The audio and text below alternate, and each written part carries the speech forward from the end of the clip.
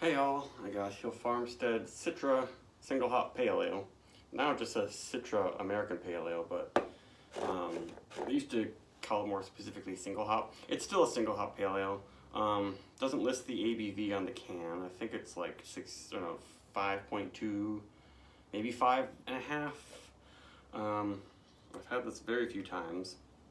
This is canned August 31st, so it's very fresh. And let's just do it. This is the first time they've put it in tall cans, apparently. I don't think they brewed this one as much as the Citra IPA, which I really, really like. I think I literally bought a case of the 12-ounce cans a couple of years ago. Wish they would have kept doing the 12-ounce cans in the 6-packs. It's nice having smaller ones, and it was a lot cheaper, but basically every brewery has raised their prices in one way or another recently. And that's pouring. Very carbonated. Head looks okay. You can see, I don't know if you can see, some of those bubbles are a little big.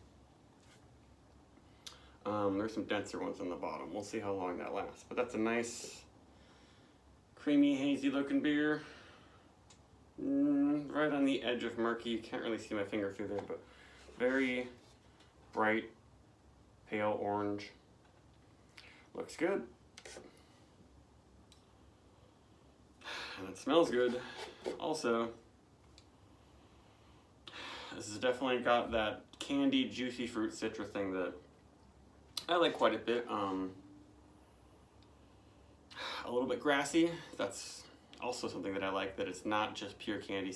Hill Farmstead always manages to get in some grassiness, some nice barley malt aromas, along with candy sort of things from the hops in the yeast. Yeah, I'm smelling like, I wonder sometimes if it's, the grassiness is not just from like raw dry hopping, if it's actually the dry hop combined with that really fresh barley smell. That's, I don't know, for some reason the fresh barley, the graininess makes it seem a little grassier or something like that. Because it's not super grassy, but it's not green and dank exactly.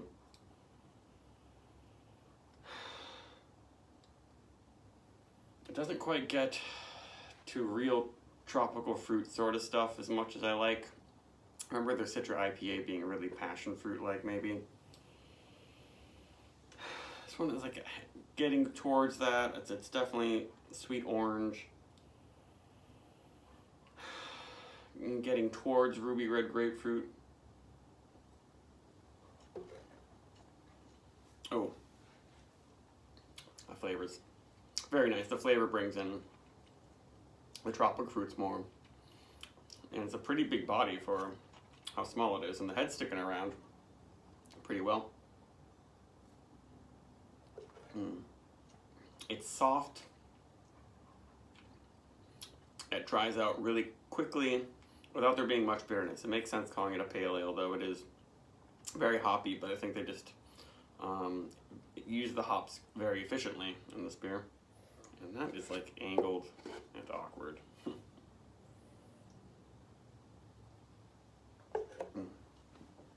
Extremely drinkable. I guess I wouldn't mind maybe a little more bitterness. It has this brisk lip smacking dryness to it that I've noticed in some other hazy, hoppy beers, especially almost all of Sloop's IPAs have this quality to them.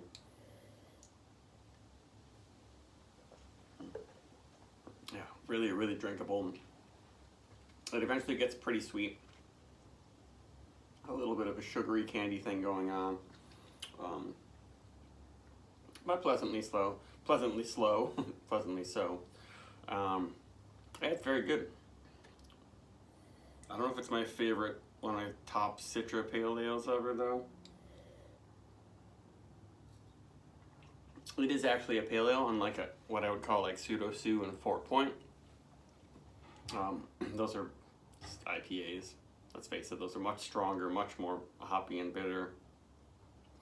And this has that nice minerally clean finish from their well water that some of my friends think that it isn't really like the perfect water, but it has its own qualities to it that I think work well. add some complexity to all their beers, basically.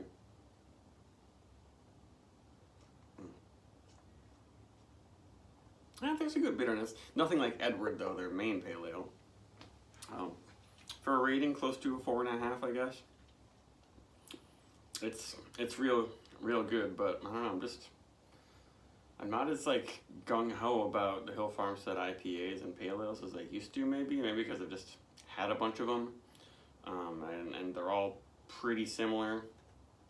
Some of my friends also think they're all better on tap. I think this is pretty darn good. But on tap, at a good establishment, they will give you a really thick, creamy head that really makes the beer seem fuller and more characterful.